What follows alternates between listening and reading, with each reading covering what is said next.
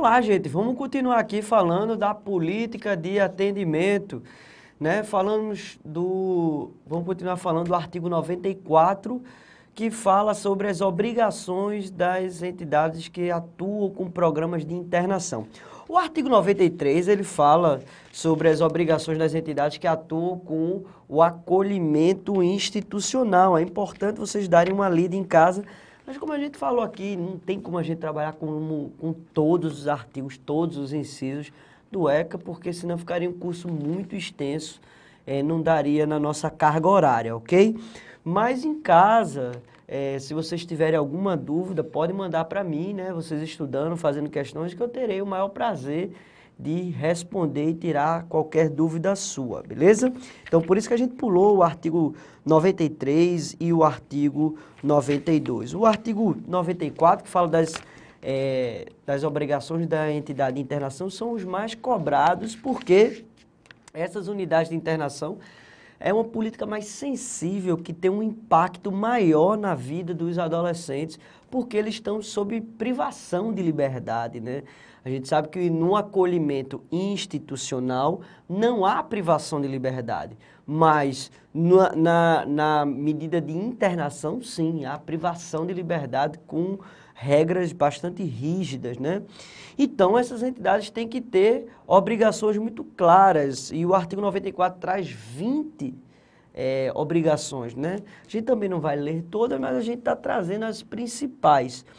Outra obrigação é propiciar a escolarização, profissionalização, alimentação e cuidados médicos. Então, dentro dessa ideia de ressocialização, de trazer um novo projeto de vida, naturalmente é obrigação dessa instituição de internação trazer essa escolarização, trazer cuidados médicos. Se a pessoa está sob privação de liberdade e ela tem alguma doença, naturalmente que essa instituição é que tem responsabilidade, porque a vida da pessoa está sob a tutela dessa instituição, né? Então, ela tem essa obrigação de trazer esse cuidado médico, trazer essa profissionalização, né? Para esses adolescentes não ficarem ociosos, né? Respeitando naturalmente o ECA no que diz respeito à profissionalização, como a gente já trabalhou aqui, trazer uma alimentação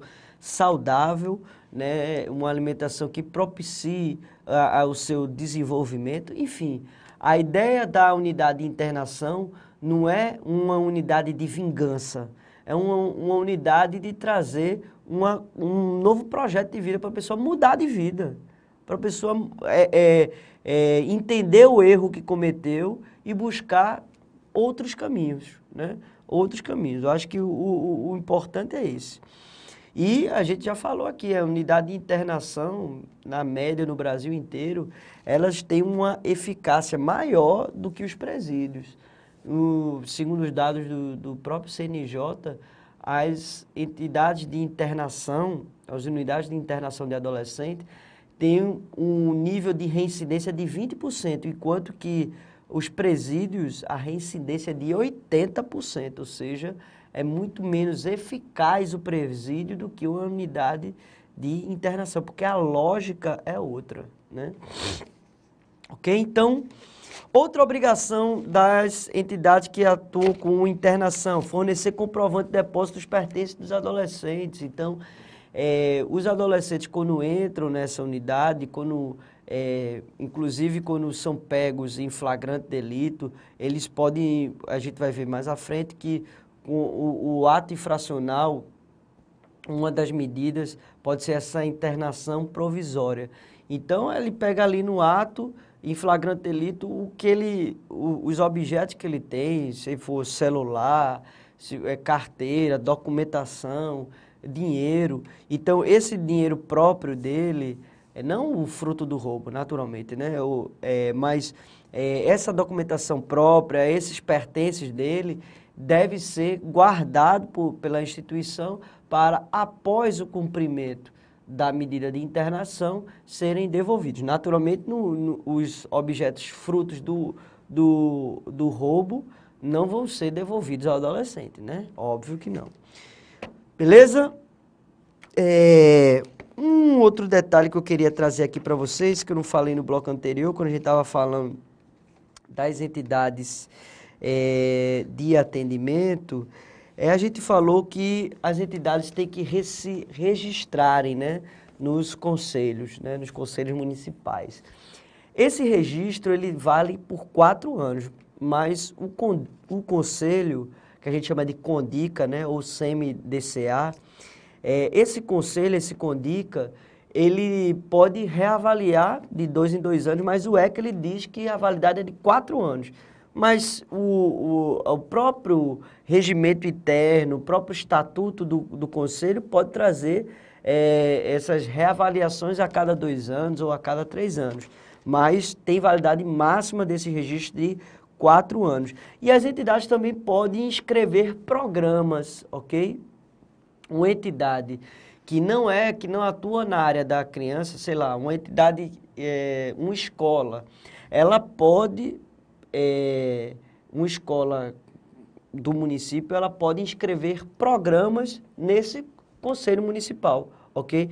Uma escola não precisa se registrar no conselho, mas o programa que ela atua na área da criança e adolescente, esse programa ou esse projeto dessa escola pode sim ser inscrito no conselho, ok? Então, essa inscrição desse programa, ela tem validade de 2 anos, ok? Então, a inscrição do programa tem validade de 2 anos e o registro da entidade tem validade de 4 anos, ok? Beleza? Então, cuidado com essa pegadinha de prova. Inscrição de programas e projetos, validade 2 anos. Registro de entidade, 4 anos. Alexandre, onde é que está isso? Inscrição de programa está lá no parágrafo 3º do artigo 90 do ECA. E o prazo de validade do registro da entidade está no artigo 91, parágrafo 2º. Beleza? Tranquilo? Isso é importante para a sua prova também. Então, a gente não vai ler naturalmente os 20 incisos, porque realmente são muito grandes, mas vocês em casa, se vocês tiverem alguma dúvida sobre qualquer outro inciso, pode mandar para mim, beleza? Vamos falar sobre outra coisa agora. E se houver descumprimento dessas obrigações pelas unidades de internação, tem punição? Sim. Pode haver punição tanto no ambiente civil quanto no ambiente penal, para além de responsabilização das entidades. Agora, cuidado com a prova, porque o artigo 97, quando trouxe essa responsabilização, ele dividiu, ele separou entre as entidades governamentais e as entidades não governamentais, ou seja, entidades governamentais e entidades não governamentais têm forma de punição distinta em relação a essas entidades, ok? Beleza? Então, no artigo 97, ele diz, as entidades, joga aí na tela, meu querido, as entidades governamentais, para elas, se elas não cumprirem com essas obrigações previstas nesse artigo 94, ela pode estar sujeita à medida de aplicabilidade de advertência, de afastamento provisório dos seus dirigentes, afastamento definitivo desses dirigentes e fechamento da unidade ou interdição do programa. Então, se for governamental, advertência, afastamento e fechamento. Não governamental, também advertência, veja a diferença aqui, ó. Suspensão total parcial do repasse das verbas, interdição da unidade e até cassação do registro da entidade, ok? A gente não viu que essas entidades têm que ter registro no conselho, pronto. Esse registro não é analisado a cada 4 anos, mas se houver descumprimento dessas obrigações, pode haver a cassação desse registro, beleza? Ok? E a entidade ficar impedida de atuar, porque o ECA, ele é claro, entidade não governamental, para atuar, tem que ter o registro. Se não tiver o registro, não pode atuar. Falamos aqui que, infelizmente, muitas instituições funcionam sem ter o registro, né? Funcionam de forma ilegal, ok? Mas, se atuar fora dessas obrigações, não cumprir com essas obrigações, pode perder esse registro, ficar impedido de atuar, inclusive de receber financiamento, beleza?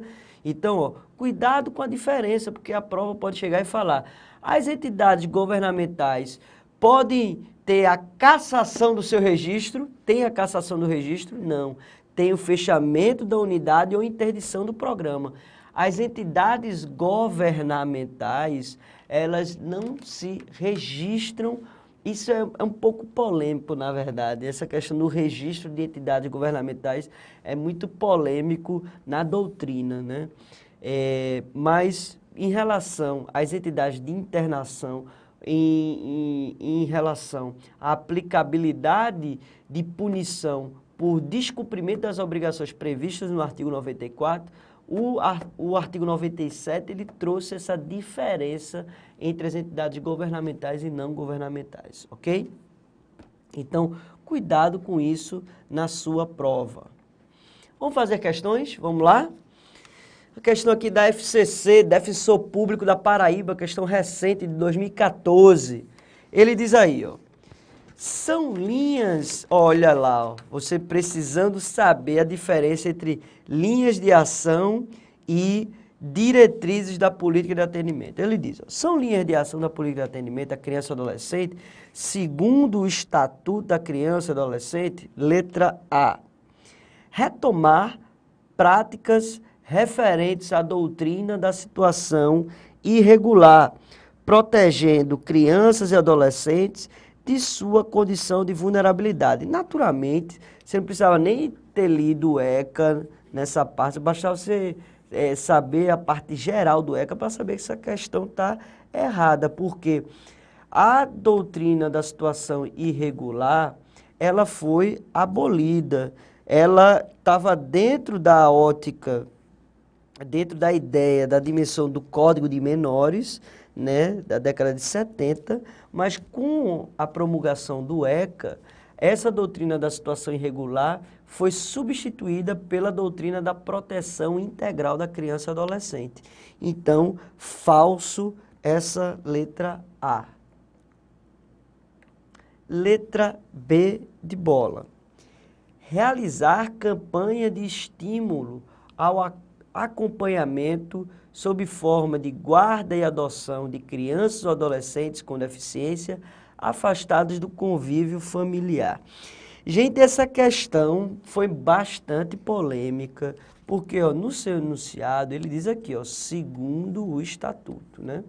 Então, o que é que acontece? Muita gente pediu a anulação dessa questão, essa questão não foi anulada, porque o termo previsto no artigo 87, inciso 7º, não é acompanhamento sobre guarda e adoção, mas sim acolhimento, ok? Então, se você for ipsiliteris, e a gente está falando aqui de uma prova ó, da FCC, que adora ser bem legalista, né? Essa questão, ela realmente, ela deixa uma pulga atrás na orelha, porque, enfim, a palavra correta não seria o acompanhamento, né? Então, a campanha de estímulo ao acolhimento. E tem diferença. Tem diferença entre você estimular o acolhimento sob a forma de guarda e adoção e estimular o acompanhamento sobre a forma de guarda e adoção, né? Então, tem diferença semântica, sim. Mas essa é a questão mais correta, essa é a questão que o gabarito oficial apresentou. Não houve anulação, mas houve muita contestação, certo? Isso, mas, enfim, está lá previsto no artigo 87, inciso 7º, né, que essas entidades têm como linha de ação realizar campanha, a gente falou aqui, né, essa campanha de acolhimento sob a forma de guarda e adoção, com o sentido de inserir essas crianças e adolescentes que estão com o vínculo perdido com seus pais, né, inserir ele num ambiente familiar, né, sair da institucionalização, sair do ambiente, do ambiente como eu digo assim, não é que é acolhedor, mas não amoroso, né? Ok? Então, letra B é a letra que a gente marca com essa ressalva. Letra C, adotar práticas higienistas, cuidando para que crianças e adolescentes não fiquem expostos a riscos, recolhendo-os da situação de rua, caso nessa situação se encontrem. Gente, isso era uma lógica também do Código de Menores. Volta aqui para mim. O Código de Menores, ele, como a gente já falou muito aqui, ele focava a sua intervenção nas crianças em situação de risco, em situação de vulnerabilidade e buscava, inclusive, internar crianças e adolescentes que se encontravam numa situação de, como eles diziam, né, de vadiagem, né, de perambulando pela rua. Né? Hoje não é mais possível se aplicar internação para adolescentes que estão em situação de rua, ok? Internação, privação de liberdade é só para quem comete ato infracional. E o que é ato infracional a gente vai ver lá na frente. Ato infracional é um crime ou uma contravenção. Aí você pode pensar, Alexandre, mas existe a contravenção da vadiagem, né? Mas, gente, essa contravenção da vadiagem, ela tem no sentido de a pessoa não trabalhar. Mas para o adolescente não se implica, na verdade, não se aplica a lógica de trabalho do adulto. Pelo contrário, o adolescente, a lógica é da profissionalização e não do trabalho. Inclusive, há restrições ao trabalho para os adolescentes, né? Criança não pode trabalhar e adolescente não pode trabalhar no período noturno, no ambiente penoso, insalubre, como a gente já falou aqui todos os requisitos. Então, a lógica para o adolescente não é a mesma lógica para o adulto. Então, situação de rua não é uma situação de contravenção, ok? Então, não se pode aplicar, adotar práticas higienísticas. Higienista é um termo da sociologia em que se busca retirar à força crianças e adolescentes em situação de rua, no sentido de privar ela da liberdade. Não é tirar da rua porque tirar da rua não é bom, mas é tirar da rua no sentido de privar da liberdade, ok? E isso não é o sentido do ECA. O ECA, ele tem sim uma ideia de evitar a situação de vulnerabilidade social. E situação de rua é situação de vulnerabilidade. Mas quais são as opções? Estimular para que volte para a família, que vá para a escola, mas não internar em unidade de internação. Sentiram a diferença? O Código de Menores tratava com internação, ok? O ECA, ele fala, ó, não é internação, é retornar para a família. Os pais não tem como, a família extensa, não tem como, ir para a guarda, adoção, enfim.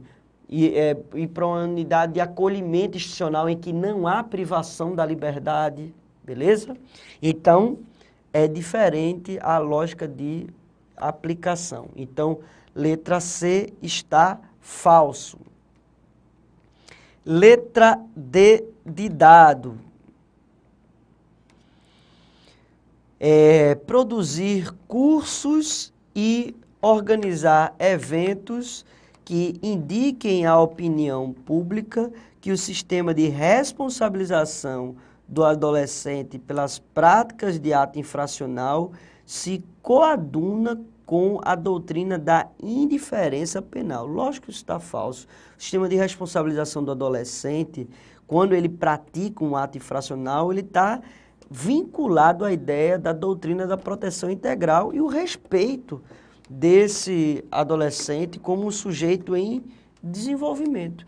Então, tá falso essa letra D de dado, porque essa letra D de dado, volta aqui para mim, vai muito no sentido de que a mídia, alguns setores da mídia falam, porque adolescente quando comete ato infracional ele não é responsabilizado. Gente, ele é responsabilizado sim, não se aplica a mesma responsabilização penal do que a do adulto, ok? Mas ele é responsabilizado, sim, levando em consideração esse princípio, vários princípios da proteção integral, de que ele é um sujeito em desenvolvimento, da não vingança e sim da reconstrução de um projeto de vida. Então, é diferente da aplicação da responsabilização penal do adulto. E, inclusive, os números mostram que esse modelo de responsabilização é mais eficiente do que o modelo de responsabilização dos adultos, né? Então, falso a letra D de dado. Letra E.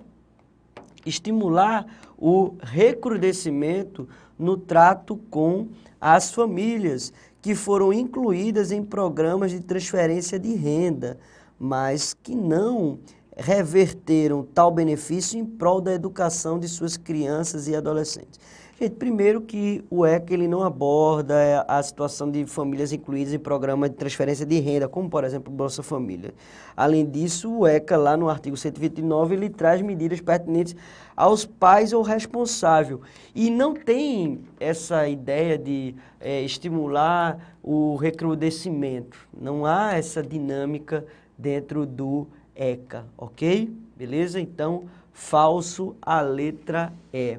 Então, a letra que a gente marca com as ressalvas que foram aqui lançadas é a letra B de bola. Vamos ver outra questão aqui. Questão defensor público do Sergipe, 2012, da CESP agora. Fizemos da FCC, vamos agora fazer uma questão da CESP. Assinale a opção correta acerca da política de atendimento a crianças e adolescentes. Letra A. A função de membro do Conselho Nacional dos Direitos da Criança e do Adolescente A função de membro do Conselho da Criança e do Adolescente, considerada munus público, é remunerada. Gente, falamos aqui, não só do Conselho Nacional, volta aqui para mim, não só do Conselho Nacional, como do Conselho Estadual e Municipal, os conselheiros e conselheiras não são remunerados por essa atuação, ok? É uma atuação de interesse público, conforme está lá previsto no artigo 89, mas é não remunerada. Falso a letra A. Letra B de bola. A entidade que desenvolver programa de internação tem a obrigação de fornecer comprovante de depósito dos pertences dos adolescentes. Vimos aquilo, está lá no artigo 94, inciso 17 do Estatuto. Então, esses pertences dos adolescentes têm que ser guardados e devolvidos, ok? E o artigo 94 traz diversas outras obrigações para que essa unidade de internação respeite, ok? Então, correta, então é a letra B que a gente marca. Vamos ver aqui a letra C. Tanto as entidades de atendimento governamentais quanto as não governamentais estão sujeitas à suspensão total ou parcial do repasse de verbas públicas, procedimento administrativo que é realizado no âmbito do Ministério Público. Falamos aqui também, está lá no artigo 97, inciso 2º, a linha B. Há uma diferença da aplicação da punibilidade entre entidades governamentais e entidades da sociedade civil, ou seja, não governamentais. Então, quando essas entidades de atendimento governamentais e não governamentais não cumprem com as suas obrigações, elas têm medidas distintas, né? E as entidades somente essas entidades não governamentais é que vão estar sujeitas à suspensão total ou parcial do recebimento dessas verbas públicas, ok? Não se aplicando assim essa medida às entidades governamentais. Falso. Letra D. A política de atendimento dos direitos da criança e do adolescente deve ser estruturada nas 3 esferas governamentais, devendo a atuação em nível municipal ser feita por meio dos Conselhos Municipais do Direito da Criança e do Adolescente e não pelos conselheiros tutelares.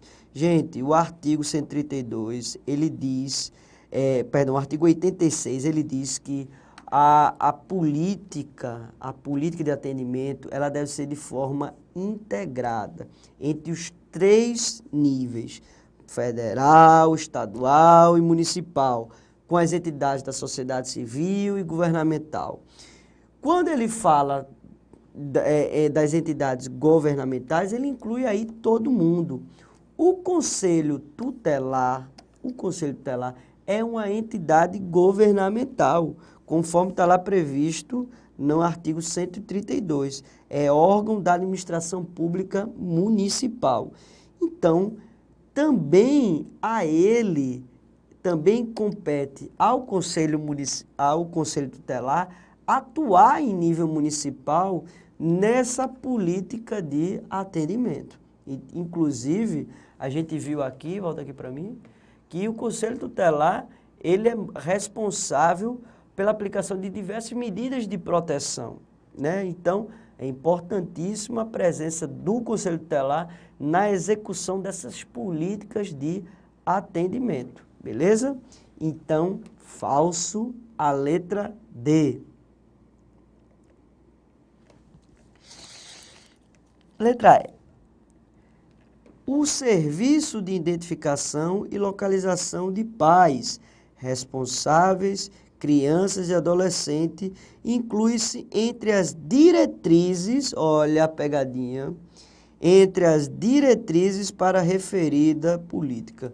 Ó, serviços, ó, lembra aquela história do S, serviço é o único que não tinha o S, né? Com S são as linhas, não as diretrizes. Diretrizes é com C cedilha, né? Então, são as linhas de ação da política de atendimento previsto no artigo 87, e esse serviço de identificação e localização dos pais está lá no inciso 4º do artigo 87. Então, falso a letra E, lembra-se disso. Então, quando a gente falar de linhas de ação, a gente está falando linhas com S. Então, as políticas com S, salvo proteção e salvo serviço, né? A gente imagina que tem um Szinho aí, são linhas de ação. As diretrizes são com C cedilha, com exceção da proteção, beleza? Então, artigo 87, inciso 4º do ECA, letra E está falso. No próximo bloco, a gente continua falando e a gente entra no assunto a prática do ato infracional.